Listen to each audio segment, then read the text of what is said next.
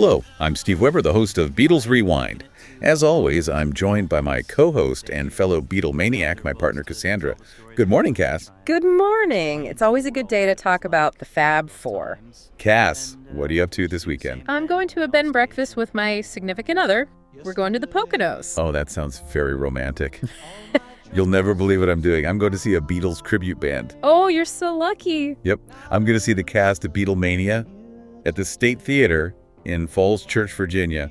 That's about 8 miles west of D.C. Okay, I can't wait to hear how the show was. Okay, I'll let you know. You know, that's actually the perfect way to get into our topic for today. It really is, because I think most of us, when we hear tribute band, we think of it as, a bit of fun, a novelty. Right, some niche nostalgia. Exactly. But what we're exploring today, based on the material we've got, is how that single show is just a tiny piece of a massive global industry. A multi-billion-dollar entertainment machine, really. We're going to look at how this whole phenomenon went from a quirky sideshow to a colossal economic force. And what's so fascinating is the central idea here. The Beatles broke up in 1970. They stopped touring way before that, in '66. Right. And yet here we are. On any given weekend, anywhere in the world, you can basically see them live in their prime. So let's just jump into the numbers, because they're kind of staggering. The scale of this imitation business is huge. It really is. The data shows the whole U.S. live music market is projected to hit something like $25.8 billion by 2030. Wow. And tribute bands are taking a huge slice of that pie. We're talking about 1.7 million ticket sales a year. A year, just for tribute acts in the U.S. Just in the U.S. And here's the kicker. In some local markets, tribute bands account for over 25% of all live music bookings. 1 in 4 shows. 1 in 4.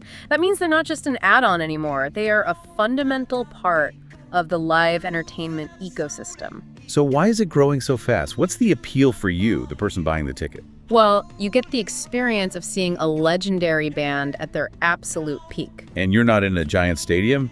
You're usually in a more intimate theater. Exactly. And the big one? It's a fraction of the cost. Plus, you have this whole music tourism boom, people traveling just to see these shows. That's projected to grow by over 17% a year. Okay, so the whole tribute market is booming. Yeah. But within that market, the Beatles are, they're king. They absolutely are. The data confirms it. If you look at searches for tribute bands in the U.S., the Beatles are tied for number 1. Who are they tied with? Journey, believe it or not. Yeah. Globally, only Queen is searched for more. And that's just scratching the surface. Wikipedia lists 24 notable Beatles tribute bands. That's just the tip of the iceberg. Which brings up the big question. Why them? Why are there so many more Beatles tributes than, say, Led Zeppelin tributes or Rolling Stones tributes? There are 4 key factors that just converge perfectly for them. Let's start with the first one, which is the whole theatrical side of it. The visual component. The looks. Right. The Beatles basically handed these bands a pre-packaged show with different acts. You have the mop-tops and the matching suits for Act 1. Then you can completely change for this Ecotep Pepper era with the bright colors, the mustaches. And then you end with the more casual, bearded look from the Abbey Road and rooftop concert days. It provides a narrative. Zeppelin, by contrast, kind of had one look. A very cool look. A very cool hippie pirate look, yes. Yeah. But it was consistent. Right, and that visual story connects directly to Factor 2, the catalog. The sheer volume of music. 213 songs recorded in just 7 years. I mean, think about that. And the range is just incredible. You go from I Want to Hold Your Hand to A Day in the Life in a few short years. Yeah. It gives a tribute band so much to work with. You can create so many different set lists. It never gets old. Okay, but a huge catalog and different looks. Other bands had that. So what else sets the Beatles apart? This one is huge. Factor 3 is finality.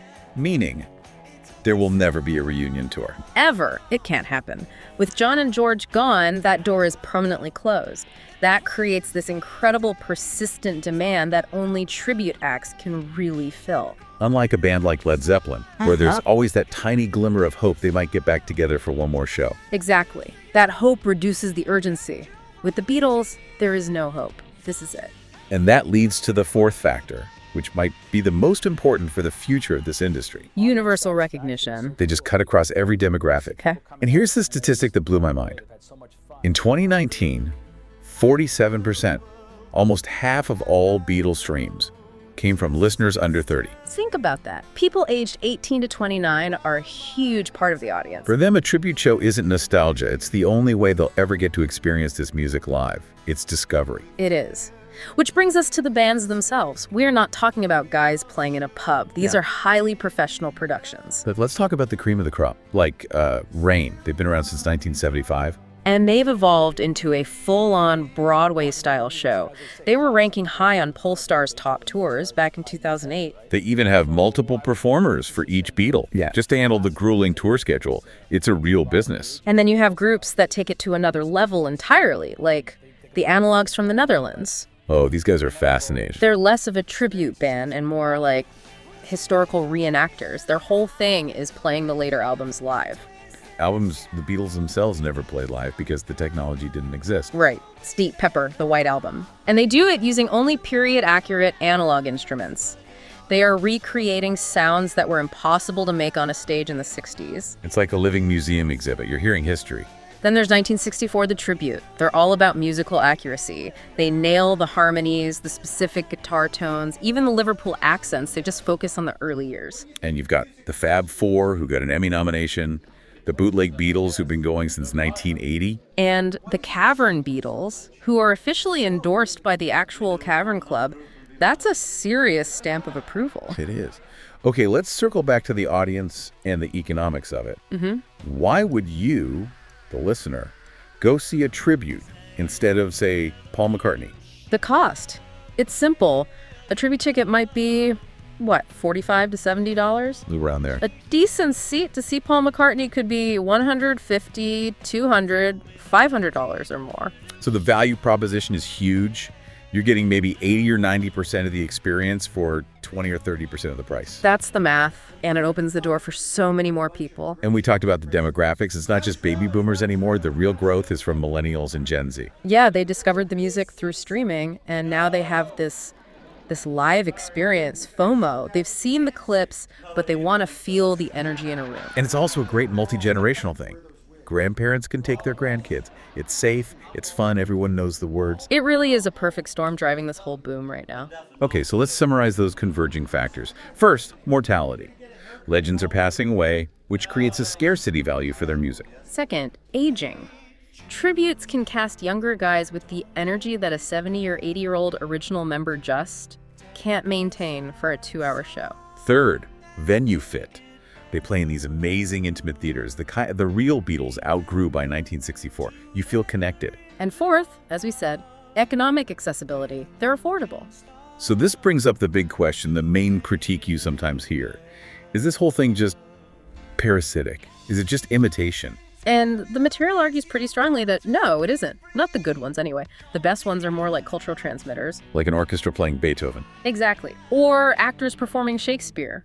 They are keeping a vital, essential repertoire alive for new generations. They're the gateway. That's a great way to put it. That distinction between just imitation and actual cultural transmission. That's the key. And the best ones are already moving beyond just playing the songs. They're creating these immersive historical experiences. A living museum, like you said. Yeah. And that leaves me with a final thought for you to chew on. Where does this go next? You mean with technology? If it's about creating an immersive historical experience, will we see future tributes using things like augmented reality? Imagine watching the show and seeing AR visuals for Lucy in the Sky with Diamonds. Wow. That's a fascinating thought. The point is, the music is immortal, and these performances are a huge reason why. They're creating new memories. For new generations, it's amazing. Well, thanks for joining us today. Whenever you feel like knowing more about the Beatles, visit us at BeatlesRewind.com. Every day, we do something new there. Book reviews, song reviews, movie reviews, trivia, all things Beatles. Every day, 8 days a week. You can find us on the website, BeatlesRewind.com. You can subscribe on Spotify, Apple Podcasts, YouTube, Amazon Podcasts, practically anywhere. The Beatles, all day, every day. Cass, we'll do it again tomorrow. Absolutely. Have a great time at the show. Until next time, when you listen. Your mind conducts its own symphony.